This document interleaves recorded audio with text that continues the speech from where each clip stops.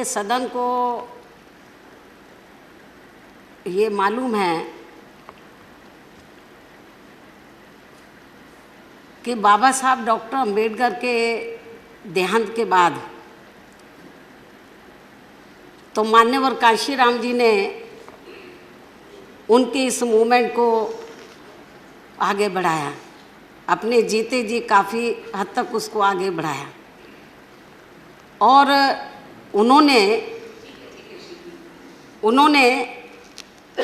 ये फैसला लिया कि ये जो बाबा साहब डॉक्टर अंबेडकर की मूवमेंट है, इसको यदि हमें आगे बढ़ाना है तो बहुत कुछ त्याग करना पड़ेगा। तो उन्होंने ये फैसला लिया कि मुझे अपने जीते जी अपने रिश्ते नातों को, घर परिवार को दूर रखना है, कोई गृहस्थी नहीं बनानी है। उन्होंने पूरी ज़िंदगी लगाई। मान्यवर कांशीराम जी ने अपने जीते जी मुझे अपना उत्तराधिकारी घोषित किया। मान्यवर कांशीराम जी के जीवन संघर्ष से प्रेरणा लेकर, बाबा साहब डॉक्टर अंबेडकर के जीवन संघर्ष से प्रेरणा लेकर तो मैंने अपनी पूरी ज़िंदगी इस देश के दबे कुचले लोगों के लिए समर्पित की है। मैंने ये फैसला लिया कि मुझे ना कोई शादी करनी है, ना कोई परिवार बनाना है। मेरा पूरे देश के अंदर जो दबे कुचले लोग हैं वो मेरा अपना परिवार है। ये मेरा बहुत बड़ा परिवार है और जो मुझे आदर से बहन के नाम से सम्मानित करते हैं और हाउस के अंदर भी मेरा नाम कम लेते हैं, ज़्यादातर बहन जी करके मुझे सम्मानित करते हैं। मैं पूरी ज़िंदगी दबे कुचले लोगों के लिए लगाई, एक ध्यान होकर मैं लगी रहती हूँ। लेकिन माननीय उपसभापति जी, मैं बताना चाहती हूँ कि मान्यवर कांशीराम जी ने जब इस मूवमेंट को शुरू किया, पार्टी बनाई थी, तो उन्होंने ये कहा था कि यदि हमें अपने पैरों पर खड़ा होना है तो एक वोट और एक नोट। यदि आप हमारे दबे कुचले लोग अपनी पार्टी को पैसा देंगे वोट के साथ साथ, तो हमें बड़े बड़े पूंजीपतियों के ऊपर निर्भर नहीं रहना पड़ेगा। तो मान्यवर कांशीराम जी के दिशा निर्देश अनुसार पूरे देश के अंदर हमारी पार्टी बड़े बड़े पूंजीपतियों से पैसा नहीं लेती है। जो दबे कुचले लोग हैं उनसे पैसा लेकर इस मूवमेंट को आगे चला रही है और ये मूवमेंट आगे फल फूल रही है। लेकिन जो पूंजीवादी लोग हैं, जो धन्ना सेठ लोग हैं, जो पूंजीवादी मानसिकता के लोग हैं, उनको ये सब अच्छा नहीं लग रहा।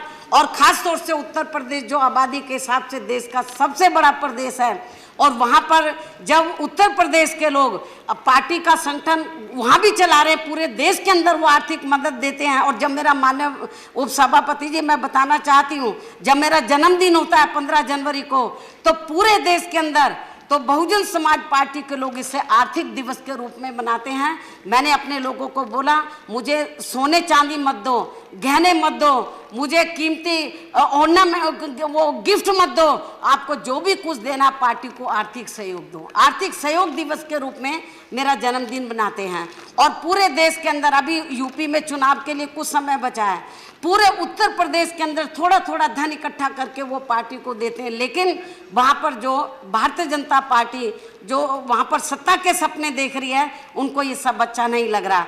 इसलिए आज उनके जो पार्टी के जो उपाध्यक्ष हैं, जिस तरीके का भाषा का, क्योंकि मुझे कोई भी नहीं दिखा रहा था, बहुत अपशब्द भाषा का इस्तेमाल किया, क्योंकि सब मुझे अपनी बहन समझते हैं, तो इसलिए वो बहन के सामने वो लफ्ज़ नहीं बोलना चाहिए। मैं उनका आदर सम्मान करती हूँ, अपने सभी भाइयों का जो हाउस के अंदर है, मैं उनका कदर करती हूँ।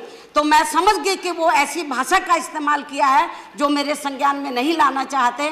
लेकिन माननीय उपसभापति जी, मैं कहना चाहती हूँ कि जो भाषा का मेरे ऊपर जो उन्होंने इस्तेमाल किया मेरे खिलाफ, हालांकि नेता सदन ने व्यक्तिगत तौर पर भी और पार्टी के तौर पर भी उसकी निंदा किया है, मैं उनका इसके लिए आभार प्रकट करती हूँ। सभी दलों के नेता ने, प्रतिपक्ष के नेता ने भी, हमारी बहनों ने भी उसको कंडम, मेरी बात सुन लीजिए, कंडम किया है। मैं उन सबकी मैं आभार प्रकट करती हूँ। लेकिन माननीय उपसभापति जी, मेरा यही कहना है कि एक दलित वर्ग की बेटी, तो जो उत्तर प्रदेश की 4 बार मुख्यमंत्री रही है, मैं अकेले राज्यसभा के अंदर यहाँ पर मैं चुनकर नहीं आई हूँ, मैं यहाँ नॉमिनेट होकर नहीं आई हूँ, मैं कई बार लोकसभा की भी मेंबर रही हूँ, मैं लोकसभा में भी रही हूँ, राज्यसभा में भी मैं कई बार इधर इलेक्ट होकर आई हूँ, 4 बार। मैं उत्तर प्रदेश की मुख्यमंत्री रही हूँ और मेरा अब तक का, जब से मैं राजनीति में आई हूँ, सभी दलों के लोग इधर बैठे हैं, नेता लोग, कोई भी ये बता दे आज तक मैंने अपने भाषण में, चाहे विपक्ष के लोग बैठे हैं या सत्ता पक्ष के लोग बैठे हैं, किसी भी, चाहे छोटा नेता बड़ा नेता, मैंने किसी को भी अपशब्द नहीं बोला है।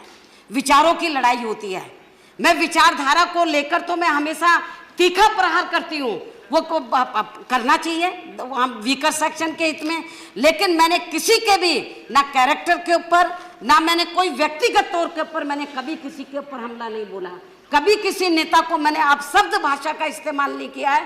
पूरा हाउस इस बात से अवगत है, पूरा देश इस बात से अवगत है। मेरे को बहुत से लोग कहते हैं कि बहन जी आपके बारे में ये भाषा बोली है, आपको भी बोलना चाहिए। मैंने बोला नहीं, ये मेरा कैरेक्टर नहीं है। ये जो लोग इस किस्म की भाषा बोल रहे हैं, तो जिन्होंने, आज मैं आपको बताना चाह रही हूँ माननीय उपसभापति जी, बीजेपी के जिस उपाध्यक्ष ने जिस भाषा का इस्तेमाल किया है, तो उन्होंने मुझे नहीं बोला है, उसने अपनी बहन के बारे में बोला है, अपनी बेटी के बारे में बोला है, उसने मुझे नहीं बोला है, क्योंकि पूरा समाज मुझे अपनी बहन समझता है। और मैं बताना चाह रही हूँ, जिसने भी ये बोला है उसने अपनी बेटी के बारे में बोला है, जो लोग मुझे नहीं बता रहे अपनी बहन के बारे में बोला है।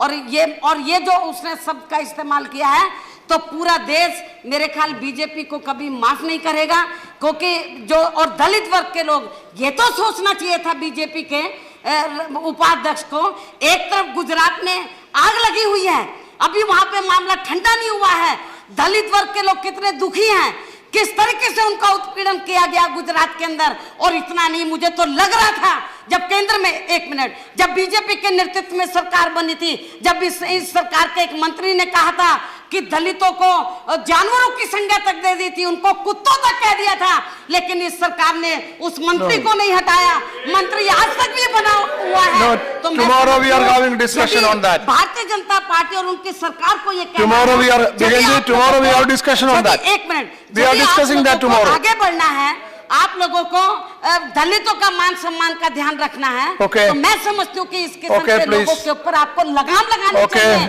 और बीजेपी के उपाध्यक्ष ने जो इस किस्म की भाषा बोली है, उसने मुझे नहीं बोला है, अपनी बेटी को बोला, अपनी माँ को बोला है, कुमारी जी, मैं समझती हूँ प्लीज, कुमारी जी, ठीक है, और इसलिए अभी बैठिए, अभी बैठिए, tomorrow we will discuss. Bharatiya Janata party tomorrow Dalit issue we are discussing. कि जैसा कि हाउस के सभी मान्य नेताओं ने ये कहा है कि निंदा प्रस्ताव उसको, मेरे ख्याल उसको एक्सेप्ट करना चाहिए, और मेरे ख्याल ये ठीक नहीं है। और आज उन्होंने मुझे बोला है, हमारी और बहन बेटियां हैं उनके बारे में बोलेंगे, दलित का सवाल नहीं है। आज एक दलित के, मैं पार्टी के नेशनल प्रेसिडेंट हूँ, कई बार मैं लोकसभा की सदस्य चुनकर आई हूँ, राज्यसभा की रही हूँ, और मैं 10 सवाल दलित के साथ साथ एक महिला का भी आज मेरे बारे में बोला है। कल को अपर कास्ट की महिलाएं हैं, बैकवर्ड क्लास की महिलाएं हैं, और समाज की माइनॉरिटीज की महिलाएं हैं, उनके बारे में इस किस्म की भाषा का इस्तेमाल करेंगे, क्या ये बर्दाश्त करने लायक है? मैं समझती हूँ केवल खेद प्रकट करने से काम नहीं चलेगा। भारतीय जनता पार्टी को, नेता सदन को ये मेरा कहना है कि आज आपको माननीय प्रधानमंत्री जी के साथ बैठना चाहिए, आपका जो पार्टी का राष्ट्रीय अध्यक्ष है उसके साथ बैठना चाहिए, उसको पार्टी से निकालना चाहिए, उसके खिलाफ एक्शन लेना चाहिए, नहीं तो लोग सड़कों पे उतर आएंगे। मैं नहीं कुछ कर सकती। धन्यवाद। ठीक है। सुप्रीम कोर्ट ने ऐसा तमाचा मारा, शायद आइंदा ऐसी हरकतें वो कभी नहीं करेंगे, ऐसा मैं समझता हूँ। लेकिन फिर भी उनकी ये आदत है